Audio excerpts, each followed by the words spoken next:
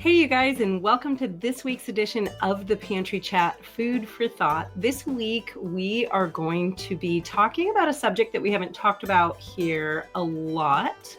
We've kind of touched around the edges of it, and that is blending your own teas, making your own tea blends. And this week, we're going to be joined by a really special guest. She is a good friend of mine, and we have gotten to watch her business grow over the last couple of years, and that is CeAnne from Farmhouse Teas. Now, CeAnne is wife to the farmer and mama to 4 adopted children. She helps farm-loving families turn common herbs into powerful medicines without the fuss to create health and wellness for their families. In 2014, CeAnne's family left their small city lot for a 2-acre farm outside of town. With dreams of growing the bulk of their own food, they also started handcrafting their own herbal medicines and teas. What started with a single packet of seeds has since turned into an incredible business selling across the globe. And I've got to say, I love their products. I love their teas. You guys know 2 of my absolute favorite things that they make is the hazelnut coffee. If you like warm, roasty things like a coffee, but you're trying to decrease your caffeine intake or maybe move away from coffee altogether, that is my favorite substitute. It's just so roasty and so yummy. But my newest favorite thing that I absolutely love from them, and I drink it all the time, is their Hushroom Cocoa. It is a mushroom cocoa mix without any sweetener, which means that you can sweeten it the way you want. I usually add a little monk fruit in mine because that works really well with my body. And I feel great. But the really cool thing about it is the mushroom blend that's in there is an adaptogen blend, which means it really helps your adrenals. It really helps you handle stress well. It really just helps your body process all of the things that are coming at it in this fast-paced world. And so not only is it like luxurious chocolate, but it's got all these great things in there for you. And let me tell you, every night I take that in the evening, whenever I drink a cup of that, I sleep so well and I wake up and I feel so refreshed. So it's definitely become one of my favorite. So make sure you check out everything that they sell. We'll have a link for you here in just a minute, or in the show notes. We'll make sure the whole link is there for you for their whole shop. Before we jump into the topic, though, I wanted to thank today's sponsor, ForJars. They are sponsoring today's Pantry Chats. We just want to say thank you, ForJars, for making the Pantry Chat doable and letting us do all of these great things and get to have great conversations like this one with CeAnne. ForJars is a family business that is actually run by 5 brothers who are deeply dedicated to producing top quality canning products. Their commitment to craftsmanship stems from their homestead values, focusing on self-reliance, food preservation, and preparedness. ForJars aligns with the broader homesteading movement, providing essential tools for food preservation that support self-sufficiency, food security, and sustainable living practices. And right now, ForJars is offering you, as a listener of Homesteading Family, a 10% discount off your first order. Just use code HomesteadingFamily10. That's Homesteading Family, and then the number 10. That's all one word, no spaces. And we'll have that for you in the description or the show notes as well. So make sure that you go check out everything that they offer. You know, one of my favorite tools of theirs that they have is their vacuum sealers. I love their vacuum sealers. I love their hand pump vacuum sealer. So make sure you go check them out because they have all sorts of great tools. Okay, well, without further ado, let's jump on over and go hang out with CeAnne. Hey, CeAnne, thanks for joining us. Hey, it's always fun to chat with you. I'm always looking at where I can like improve my systems, where I can improve my health, what the next step is for me. And something really started to stand out to me this, I think, really during the summer. The health problems associated with buying a lot of pre-made teas. Hmm. And we've been on a toxin journey. We've been cleaning out all sorts of toxins. And one of the things that I really was impressed with in going through this journey was learning, like, I think it's like 70% of herbal preparations, like pre-prepared herbal preparations, are adulterated in some way when they've done lab tests. It's a huge number Yeah, of things that you go get off the store shelf and you think you know what you're getting, but they're actually sticking in other herbs. They're sticking in something to cut it or to make it stretch. They're putting right, all these different things into it. And then in addition to that, you've got the microplastics issue, which they're just really coming out with the science now saying this is right. causing colon cancer. It's causing lung cancer. We've got to stop doing this. And tea bags are just kind of notorious for this issue because they Yeah, actually like make them out of plastic in some right. cases. So I have all of these amazing herbs outside in my garden. I grow them every single year. But one of the challenges that I've had is that if I'm being honest with myself, I don't really like single herb teas unless, like, I'll drink them for medicinal uses. But for my just regular enjoyment or for a tonic type of tea, I don't really enjoy drinking them. I like the blends. And Right. so I'm really excited to get to talk to you today about how to make our own blends because you have amazing blends of teas. I have kind of a problem with making a bazillion of them. Well, I you get in trouble from the production crew. They're like, no more, no more. We just pause for now. have you have a very good gift for developing flavors that blend together really well. And I love your teas. I have a bazillion of them, but I got to figure out what to do with these herbs that I'm growing as far as like turning them into tea blends. Um, Right. so how do you go about formulating a tea? Um, Usually it stems from a request. So almost every single one of our teas were a request of some sort. Someone wanted, can you do Earl Grey with lavender? Oh, that's an easy one.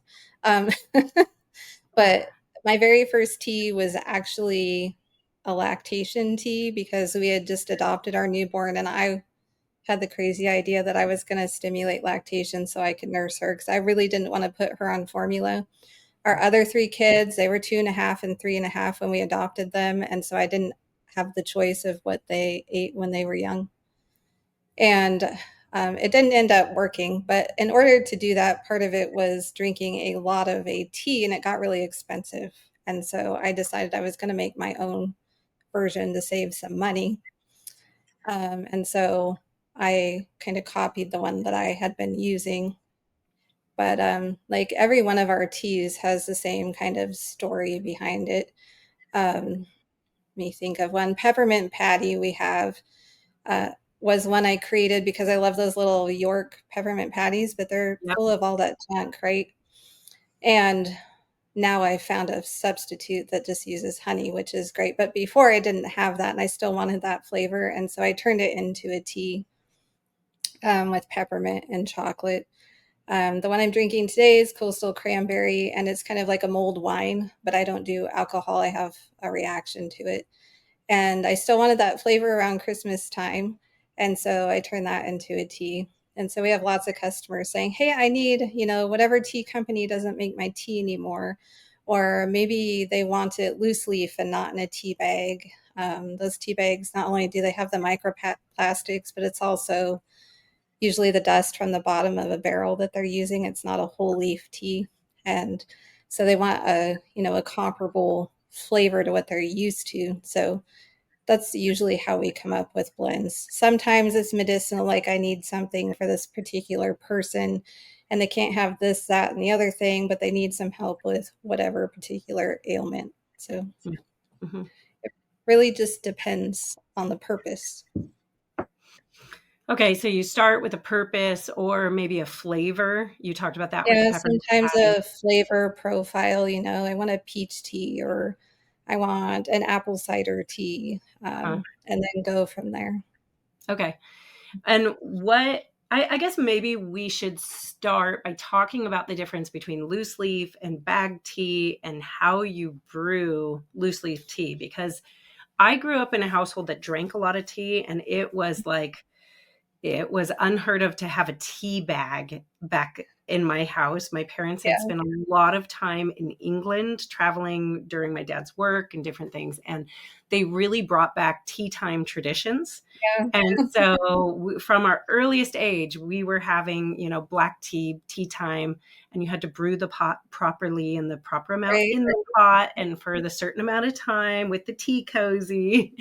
And so I was really familiar with that idea. But I think a lot of us, now are used to just grabbing a box of tea bags. Right. Yeah, as And Americans, I think we like our convenience. we like our convenience. Yeah, We definitely do. But especially at a time where we're looking at like grocery prices have gone up yeah, so much, everything's so expensive.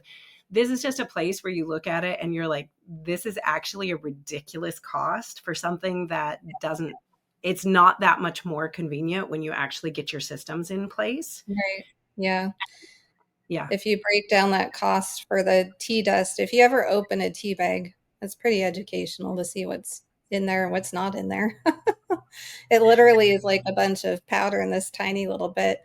And while the box of tea might sound really cheap, if you calculated that by ounce, you're paying a lot for that. But probably more concerning is just that, it's most of those are not organic. Most of it's tea dust, literally from the bottom of the barrel. They sell the whole leaf for more, and then they take the leftovers and they make all these teas.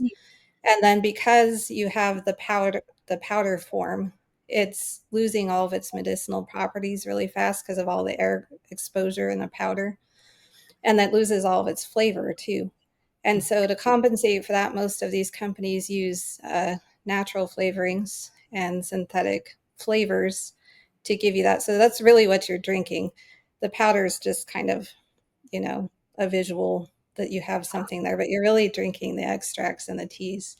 And then you put that in the tea bag that has microplastics in it, and you're steeping that in hot water, and they're coming out in your water, and you're actually drinking those.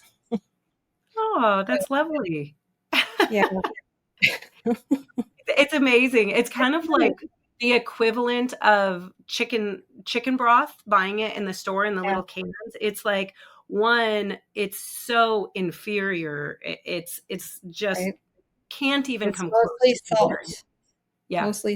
and yellow number whatever, and there's And not much in but then you're paying so much for it on top of it compared to what you would pay like if you just did it at right. home, which is like Practically free. practically free. It's so Yeah, inexpensive.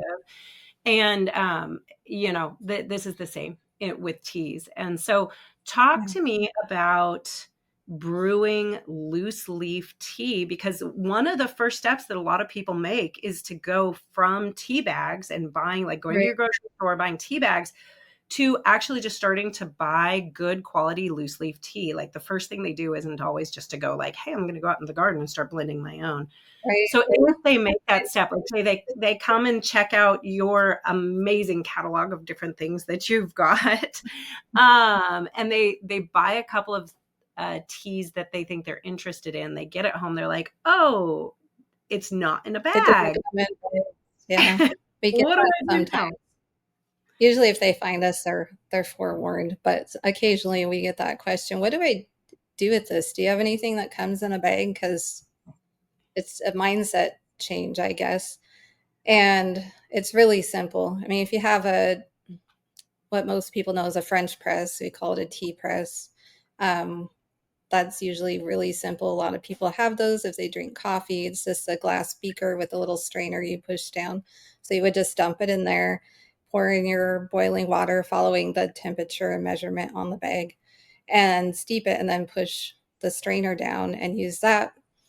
We also have some stainless steel in cup infusers, which are my favorite if you're just making one cup. If you're doing more than one, then the tea press works better, unless you're doing, everyone wants a different flavor. Um, and it works the same way. So you put it in the strainer, you pour the water over it, put the lid on, let it steep. We do have, a lot of people buy the ones that clasp with the little, Oh, it the looks little like tea a balls spoon. that clasp. Yeah. And I really don't like those. We carry them because people ask for them, but um, there's not room in there for the tea leaves to expand. And so they're kind of trapped. You don't get the same kind of flavor. I find them annoying to try to put the tea into. They're not my favorites. They use the other kind. We do have tea filters that do not have microplastics. They're made out of wood pulp, but they're still sealed with glue. So it's better than what you would get at the store. And we carry them, of course, for convenience. Sometimes you're out and about and you can't carry your French press around with you, you know. Yeah.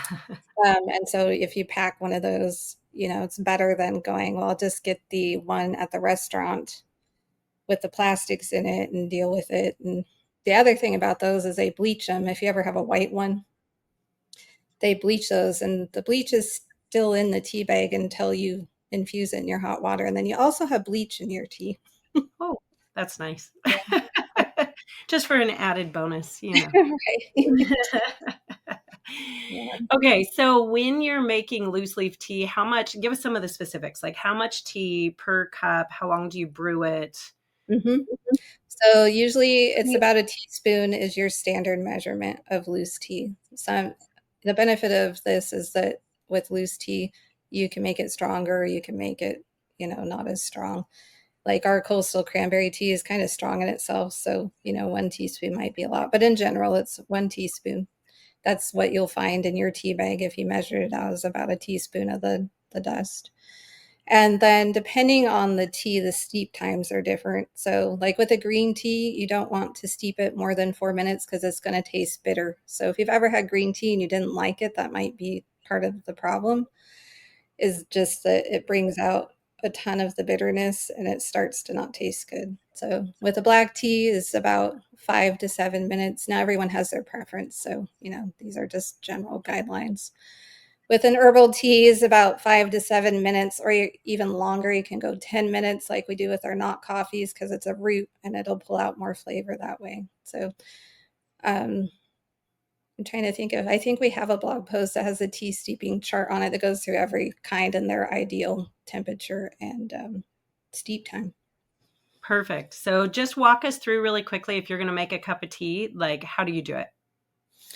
So this one I made this morning, it's coastal cranberry. So it's an herbal tea. Most herbal teas are caffeine free unless they have chocolate in them, because chocolate has some caffeine.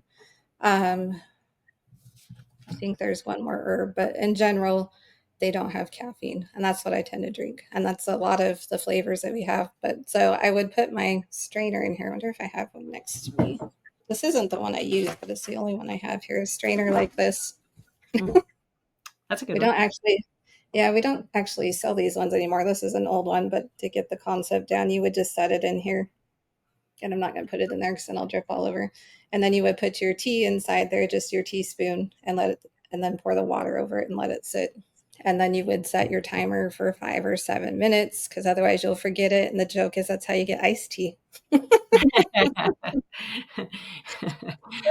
about it in my house. Yeah, it's cold. Throw some ice in there. You got iced tea. Um, and then you just pull the strainer back out. You'll have your stuff in there. You'll probably want the one that I use has a lid. You can set it in so it doesn't drip all over. And you can compost that. The chickens love tea. And then you're ready to enjoy your tea. There you go. Little honey or milk or It's just whatever it like is. sticking your tea bag in. You just have the extra step of putting the tea in the thing that you're pulling out. So.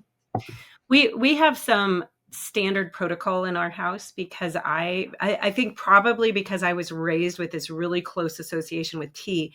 One of Yeah. my most prized possessions in my life is my tea kettle. And so the tea kettle, when we have moved across the country, I kid you not, the tea kettle is in the cab of the car with me You're because holding that on is to it. not going to get lost. Like, that's how important it is. I want the tea kettle right there. It's strapped into the car seat right next to the baby. Like, keep the tea kettle safe. So everybody in the house knows nothing but water goes in my tea kettle. It is for Okay. heating water only. It's not for making Great. tea. So then for us, if we're doing more than one cup, we often will pull out our teapot and Okay. brew that in a teapot and then just strain it into our cups Yeah. as we go to drink it. And that's kind of the methodology that I grew up with. So I like to do it that Yeah. way. If I'm Some of the drinking a English tradition coming in. yeah. Yeah, you can see that English tradition kind of coming through in our family line here. But if I'm just doing that single cup, I will go ahead and do those brew cups, just like you say. I have a couple of those.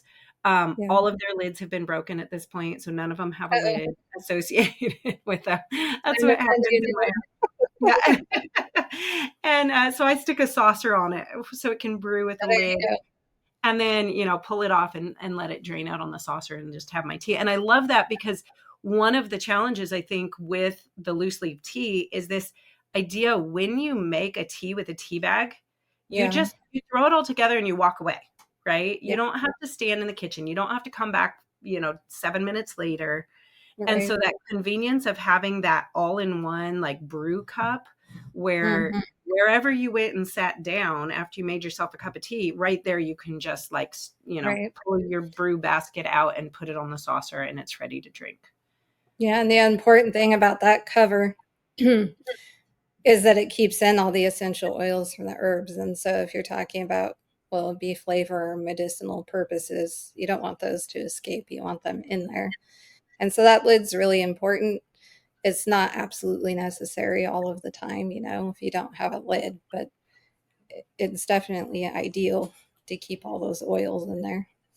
You'll have a better cup of tea if you cover it while Yeah. it's brewing, huh? Yeah. Yeah, definitely. Okay, so let's talk about formulating your own tea blends. Mhm. Now we're walking down the process and we're ready to start like making our own blends. And let's say you have this idea and you're like, for me, you've actually done this for me. Have been a celestial seasoning sleepy time like addict. I go to bed every single Mm. night with a cup of my sleepy time tea. And so for me, I'm like, ooh, I looked up the ratings on like how much plastic was in sleepy time or in the celestial seasonings, some of the glues, some of these other issues. And I was like, okay, it's time to grow up and move on. Everything Um, else. and so how do you approach, if you have this idea, how do you approach blending teas? Yeah, so for that particular one, we already know the ingredients we're going to use because they're on the back of the label, right? Mhm. And usually I will go buy a box of it, which I feel like a traitor.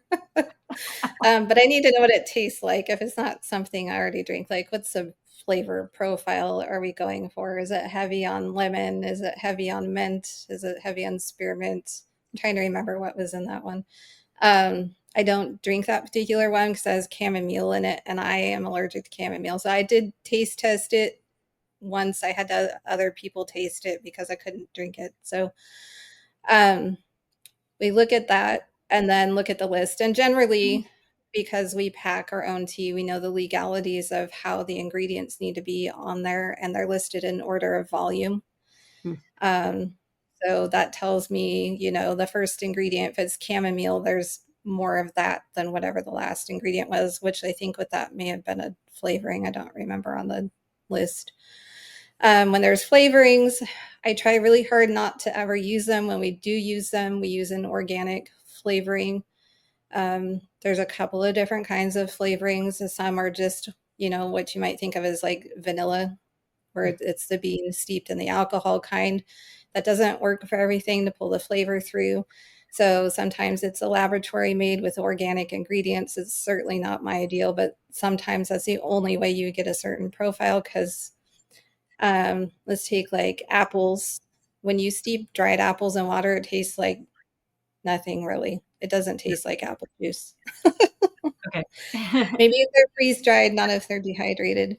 Um, and so that apple flavor is really hard to get naturally. Sometimes you can like take other herbs you might or spices that you might commonly think of using with apples, like think apple pie. So maybe you have cinnamon or nutmeg, um, whatever you might put in your apple pie spice.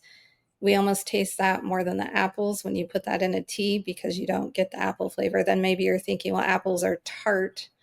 And so what other things might be tart that I could put in there? So sometimes they'll put hibiscus in there because hibiscus is tart. And then you pair it with those spices and you put the name on there, and you might be surprised at the psychology of what a name will do and have you think that you're tasting. So, but back to the sleepy time tea, we use the ingredient list to kind of figure out, okay, which is the main base of this tea. And we have a particular formula we use called the tea triangle, which I teach on our blog and in our class. Um, and you divide it into your primary herbs or like your base herbs, the main herb that's in the tea. And then you have your nutrient dense herbs. If we're talking like medicinal, these are the things that are going to carry the medicinal properties. Sometimes those are just like secondary flavors if you're talking about just getting a flavor out of a tea. And then we have our catalyst herbs, would be just things that you have tiny amounts of. If we're talking about medicinal, those are things that are going to carry the medicinal properties of the other two levels of herbs throughout the body, something like cayenne, black pepper, and like a chai, things that you wouldn't want to drink a ton of in your cup, but they have a purpose. Sometimes that purpose is just that they're pretty. Maybe it's a sprinkling of bachelor buttons or something. So we apply that to that list and try and figure out, okay, we want this flavor profile. This is the base of the tea because these carry the most weight on the ingredient list. And then we look at the other herbs and we go, are those a nutritive or are those a catalyst herb? Some of them are obvious. Sometimes it's not so obvious which ones go in which category. You know, if they're spicy, it's an easy, like, okay, we're not using a ton of that. Right. And then we blend it and we taste it and see, okay, did the flavor get close? And you know, I sent you a bag and then we adjusted it, right? Because it wasn't quite where it needed to be on like the spearmint or something. And that is pretty normal because you're dealing with a powder. And so, you know, the original tea was a powder. When you're steeping that, it steeps really fast. You know, you talked about having to wait 5 to 7 minutes for a whole leaf. Well, it's because it's not a powder. Powder's almost instant. Hmm. But you're also not getting that depth of flavor profile when you do that. And so you have that, and then you have the extracts. And so it's not always going to taste exactly the same, especially if you have extracts you're competing against.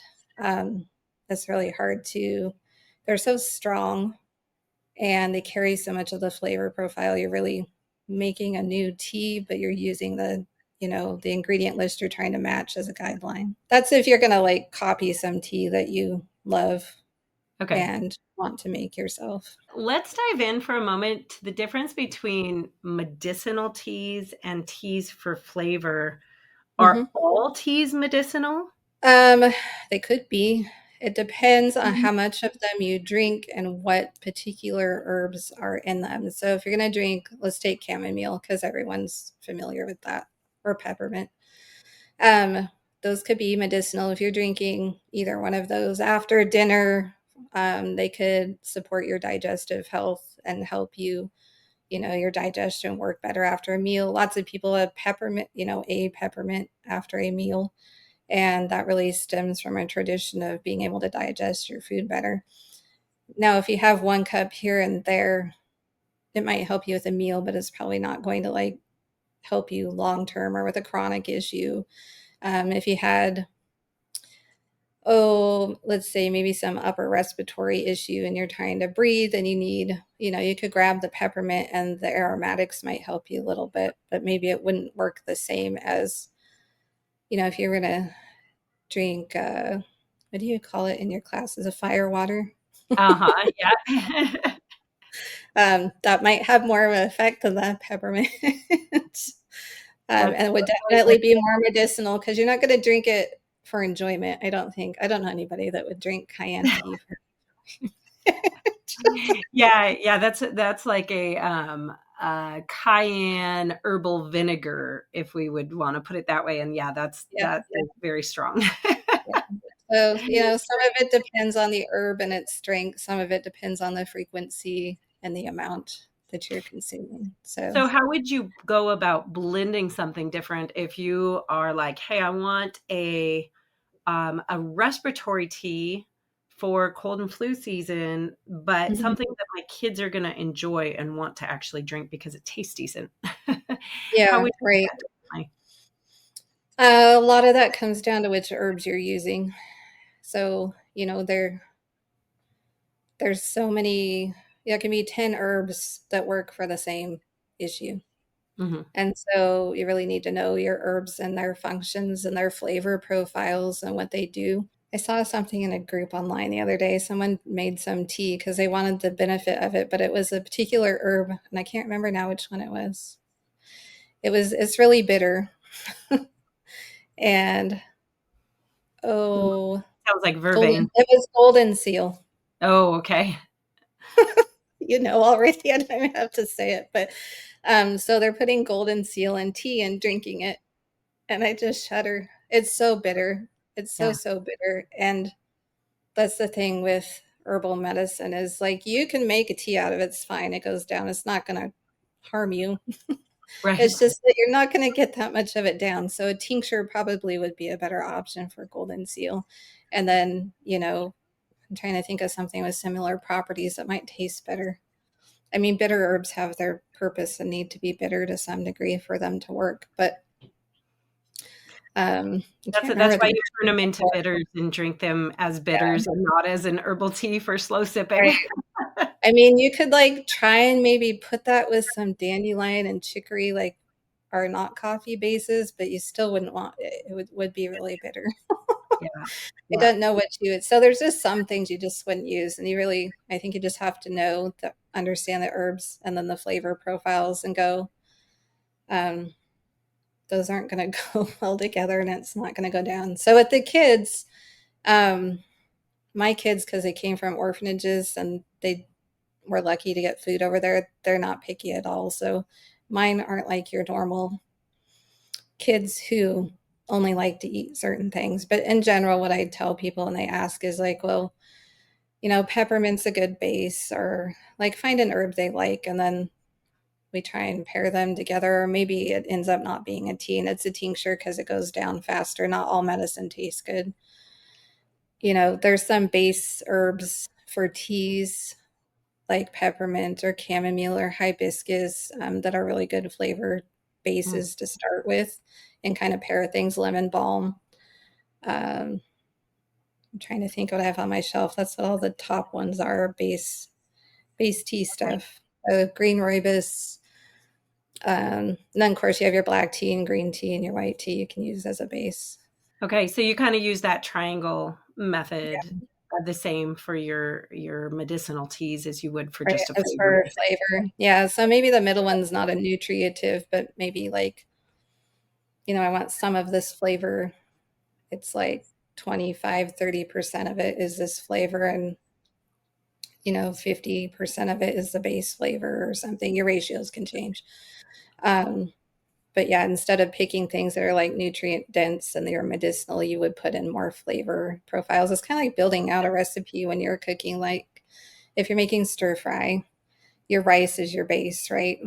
And then you have your veggies maybe are your middle and your sauce is your catalyst to Mhm. get kind of a food perspective of how you would build that out. So Yeah, okay. So it has a lot to do with really knowing your herbs, like always. Then yeah, this is always going to be the truth whenever you're making herbal remedies is like you want to right. make sure you're using the right herb Yeah, for the right, problem, and an right. herb that actually is good for you, doesn't have contraindications for you, isn't gonna mess up any other health issues that you might have. So you need to Right. make sure that you really understand the herb, but then get to know an herb and its flavors too. And an Yeah. easy way to do that is just to taste it, like stick it in your mouth. Yeah. I mean, you can, yeah, like golden seal. Yeah, I was you'll gonna know say, real you fast. could just Don't put that in there and see, like, do I like that or not? And then, I mean, you'll probably know right away that there's some things I learned that way. Um, tinctures are like a single tincture, just the herb are really good. You can smell them and know like that's not gonna taste good. Whereas maybe if you have the dry root, it might not work that way. But in our tea blending class, I teach, it's really heavy on herbal monographs. And we go through like 10 of them, Mm. 10 different herbs, and we talk about that. And in my monographs, I include things that maybe are a little different than most because we're using them for tea blending.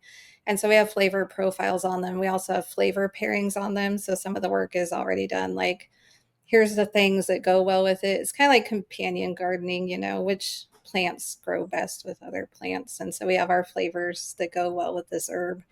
I probably should have one that says these don't go well. Do not use with. Yeah, so those are super helpful. And then in the class, we take those 10 herbs that are really common, things like lavender and peppermint, and we pair them in different ways and create 2 different recipes using that triangle. And so it can be extensive. I don't like to scare people with all those details. I like, if you have something in your garden, experiment with it as long as you know the safety. I mean, you need to know the safety. But like, you have this beautiful cottage garden, so you could have all these things you could just play around with, and what flavors you and your family like, and so you could use more or less of that. I know with growing my own stuff, I have a ton of lemon verbena. I have one Oh, plant in our I love hoop house, and it's really happy out there, but we aren't lemon verbena fans. I guess it's like growing anything in your garden. Maybe you're really good at growing something, but no one eats it. So I have the opposite problem. I can't seem to get lemon verbena to grow. And my kids will go when I do, they'll take a leaf of lemon verbena and a leaf of stevia and put them There you together. go. And they're like, We've done that. it's like lemon heads, the candy. It's so good. And they totally love that. But for some reason, I've had a hard time getting it to grow. So It maybe I'll likes try to again. be it likes to be warm. So But that's is why. ours is just in the hoop house. It's very similar to your guys's, but it's PVC with the greenhouse plastic over it. Okay. And the doors don't function anymore. So essentially, there's no doors keeping heat in or anything. I know you're colder up there than we are, but it dies every winter. It looks dead, like it's never coming back. And then as soon as it warms up, it comes back again. So, but it is in there, and it's probably 10 to 20 degrees warmer than it is outside. Maybe if you brought it in the house, it would be happy, except for they get big. You'd have to trim it down. When they're happy, they get really big. It takes over my greenhouse. You would never think that we are such successful gardeners if you heard my stories of anything that comes in my house. Like, I have a lot of house plants, but they have to be the kind that can kind of like die in the pot, and then you water them Yeah, and they pick right back up and they're like, yeah, okay, I'm fine now. If anything is sensitive, it does not survive. The amount of years that I have tried to keep rosemary inside is yeah. absolutely embarrassing. And I just killed another one. And I was like, this year I've got it. I remember that you have to water rosemary actually in the winter. And no, that didn't do the trick either. So Yeah, I I have the same problem. I killed my grandma's Christmas cactus, if that tells you oh anything. no. Apparently they need water too. Yeah, that's a joke in our house. Like, plants need water. Oh. Yeah, I know when they're outside, God waters them, and you don't have Right. to worry about it as much. Or at least they're in the ground far enough that they can go like find their own if they're that desperate Yeah, enough to get by until I water them the next right. time. But so yeah, maybe I'll stick it in the greenhouse this year though. That would be fun to There you try go. again and see what I can get away Advice. with. Um, so speaking of that, like, what are your top 10 favorite herbs to grow for tea blending? Well, I like the easy ones that don't need a bunch of water. Yeah. Um, this one, not everybody agrees with me that it's easy, but calendula is like the one I don't seem to kill and is really happy all the time. And it comes up even when I didn't plant it over and over. I don't know where the seeds are coming from, but um, and that's the one that I started with because, like you, I killed everything in the house, and then we were in town on a main street in a duplex, and that's where I got my gardening bug. We planted, I did square foot gardening, and so we had little beds in the back of our rental that we got permission to put back there and grow. And it went from like 3 little 4x4 square foot beds to 9 before we left and moved here, and ended up with our 40-foot long hoop house and our 1,500 square foot garden. So it kind of expanded. But I bought like this discount thing of seeds. I had no idea what I was doing. And I'm kind of one of those that shoots and then aims. So I did have somewhere to put them. I mean, there's that. But anyway, I went and I'm like, what are these flowers? And I planted them out there and I'm like, oh, they grew. I didn't kill them and they turned into something. And there were so many of them. I'm like, what do I do with all of these? And so that's when I started making all my herbal preparations. I started calendula salve because it was something we had already used anyway. And I'm like, well, I'll make my own. And then tea. So calendula is high on my list. Lavender's a good one. Depending, a lot of them just depend on what your growing zone you're in, you know. I don't know. Yeah. Lavender do okay up there where you're at? Yeah. I've got a Czech lavender that does great up here. Oh, good. Yeah. Um, any of the mints, peppermint, catmint, lemon balm, spearmint, apple mint. There's lots of mints. Those you just have to make sure they don't take over. So we have a mint field. I don't know what kind of mint because they kind of merged together. Yeah. They went underneath the grow boxes and took over, and it's like a grassy patch now. But mint is usually a good one. Chamomile, it can be a little finicky. You have to really get to it on time. It's delicate, but it tastes the best when it's fresh. That's the only way I can drink it. For whatever reason, as it dries and sits, it makes my throat scratch. So, Oh, um, interesting. how many was that? Let's see. Calendula, chamomile, lavender, like 5 mints. um, Let me think. Rose petals, rose Oh, hips are good yeah. ones. Um, I have a lemon verbena. I'm trying to think of what's in my yard. You have stevia would be a good one for. I know some people don't like that, and I think a lot of the stevia complaints about the flavors because they're getting a synthetic one Mm. or what they like to do in the store. So if you're thinking stevia and you're thinking packets of white stevia, they tincture the plant, the green plant, and then they put it on a sugar derivative. The moment I can't think, is it Surcos, Cert, one of those. And so you're still eating sugar, and it does this weird thing to the taste of the stevia. And so if you just stick to the plant itself, I think more people would enjoy it, and then it doesn't come with the dangers of the synthetic sugar derivative.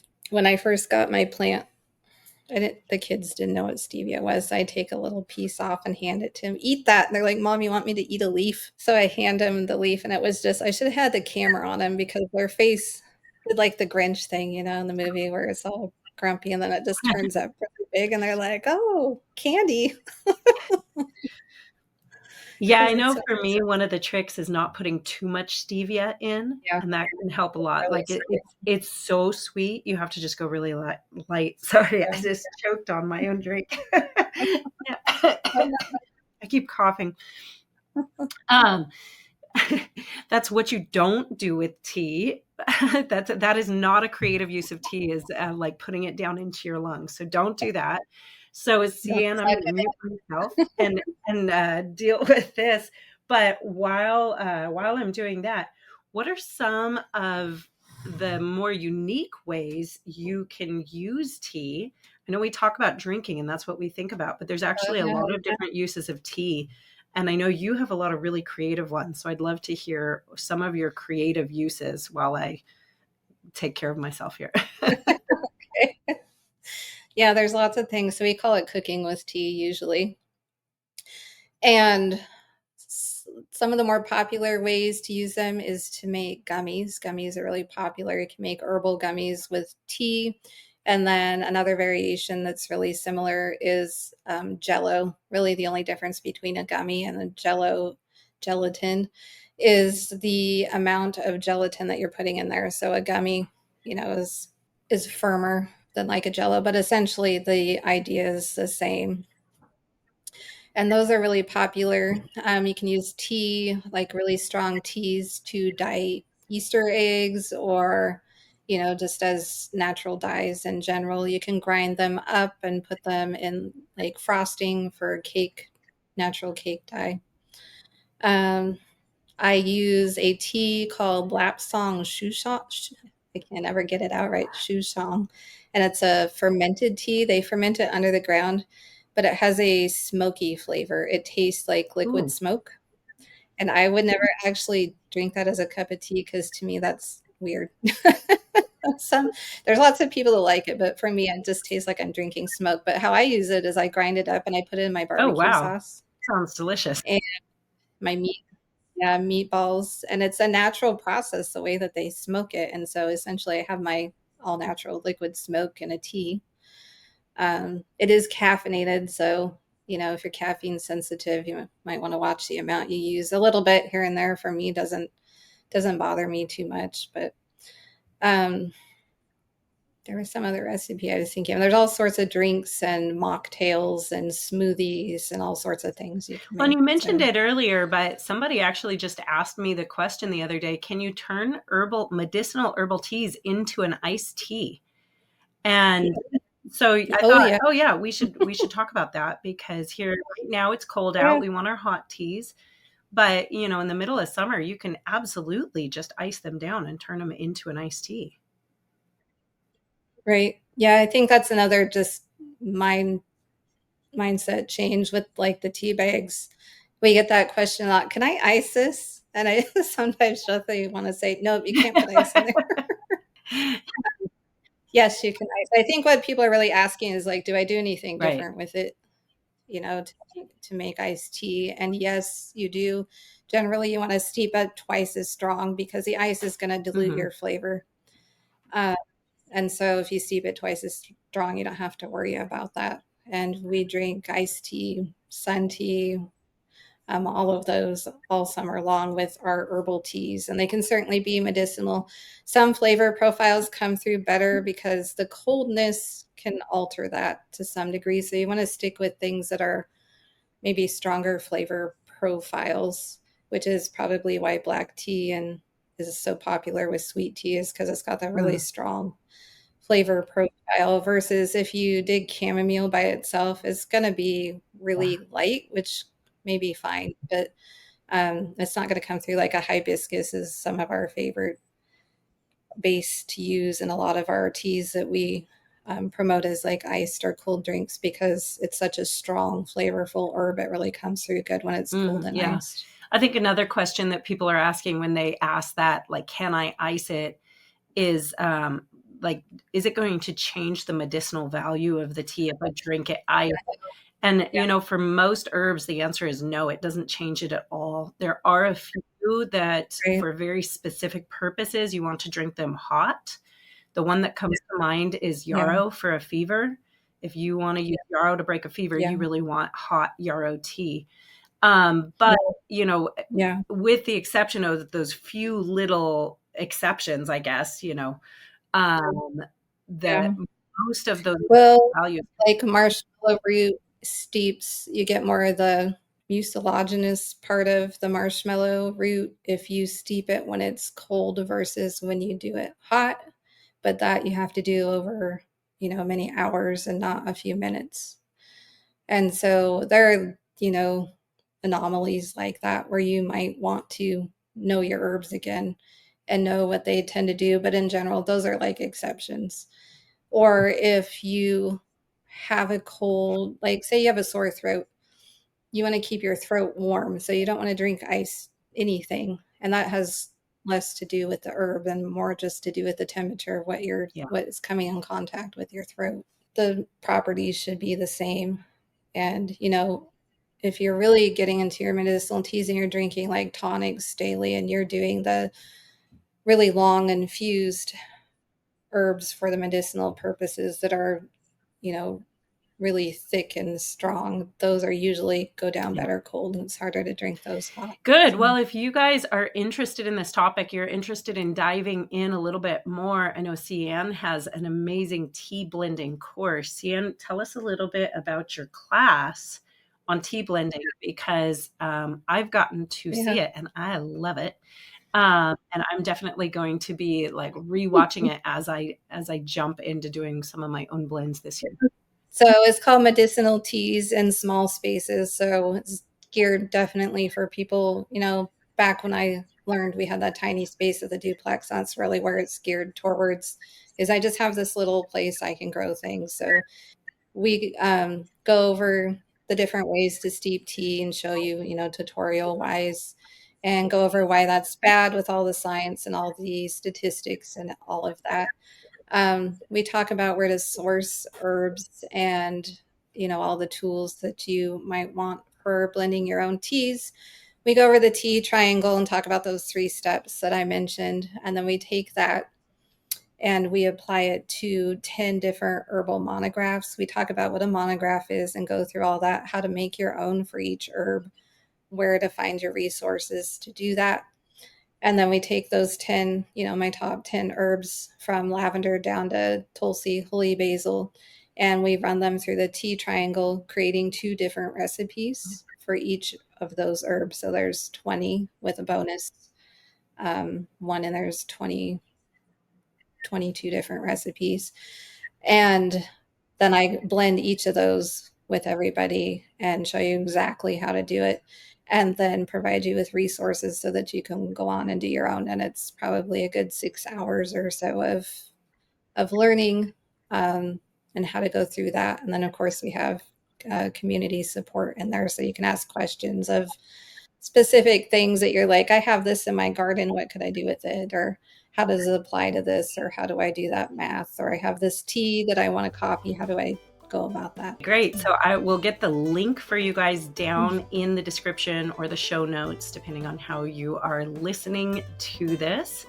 And so you can go check out her course. Thank you so much, CeAnne. Thanks for joining us today. Yeah, thanks for having me. It's always fun to chat.